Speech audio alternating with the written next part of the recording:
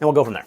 All right, guys, I moved inside because it was just way too hot in my garage this morning, but I've got the unit hooked up to my Blue Eddy. This is the AC 180. It's an 1800 watt inverter, which is way more than what we need. Press and hold the power button. And it's got several different modes. You've got the max mode. You're gonna have an auto mode where you set the temperature and it's gonna fluctuate the fan speed and the actual temperature coming out to maintain the same temperature. You've got an eco mode over here, which is the leaf. And then you've got basically just kind of like a dehumidifier and a fan. For this test, we are going to put it on max, and the fan's all the way up. And the lowest you can get this thing is 60 degrees. And it's gonna be coming out of this. There is a light on here, just a much smaller light. But the actual velocity coming out of this thing is insane. And right now, this is on max fan, max as cold as you can get. And there was no spike. So let me show you guys the amount of airflow actually coming out of this thing. So this is 0 miles an hour right now. 16 miles an hour-ish.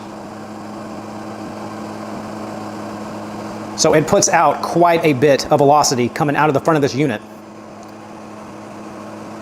So there's, depends on where we put it. There's 16 and a half. Let's say 16 miles an hour to be safe. A lot of airflow coming out of that.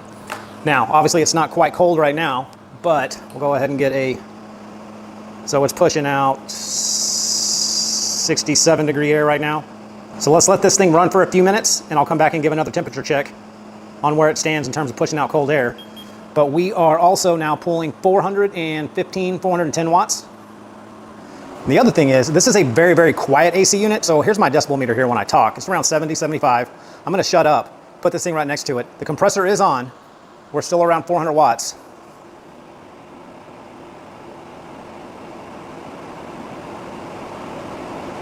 About 62 decibels with this running, that on max. All right, a few minutes later, we're pushing out 59, 60 degree air, depending on right where I get that laser, 58.8, which is exactly what that is set at. Now, let's see this, let's try this remote. So let's turn the remote on, and we can decrease the fan speed. That's too much. You can see now that the fan speed has decreased. We can press it up. Fan speed goes up. You can change the actual temperature. Make that temperature go up. So remote works just fine. It does have just AAA batteries in the back that you can have to replace, but remote works great. You can change the modes on the remote. So this is gonna be the max setting, your auto, your economy mode or eco mode, and then your kind of dehumidifier. You got a little light button here that'll turn off and on that front light if you want it.